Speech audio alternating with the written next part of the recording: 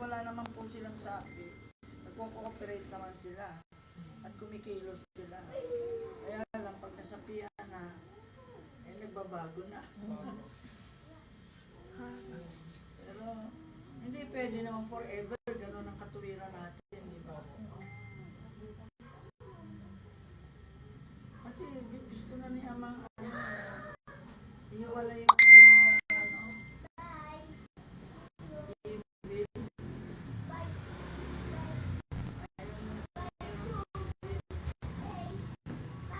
Nakahawak ko kasi yung ano, yung mga good. Hindi ko alam kung paano.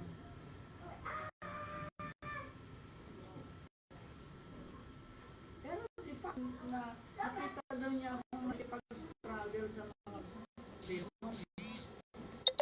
So yun, struggling with devils.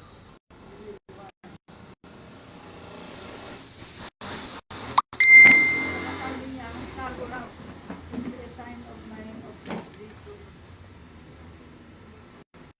Wala naman. Meron ako na, pero nakatayo pa rin. Diba? Ibig sabihin, hindi ako nag-give up kahit tataktan ako. Yun ang ginusto niya sa akin. You never gave up, sabi niya. And I admire your faithfulness, sabi ko. Faithful at saka strong faith.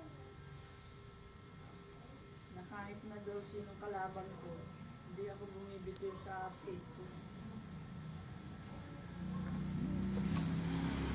Totoo. Talagang ipaglalaban ko yung totoo at saka tama, di ba?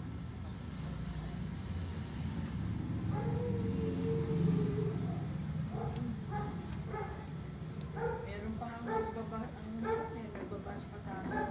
Hindi nakakatakot yung mga bas nila. Wala akong papatuloy. Pero minsan parang nakakago gano'n na lang.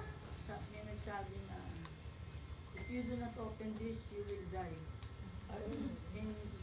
In 2 seconds, ha?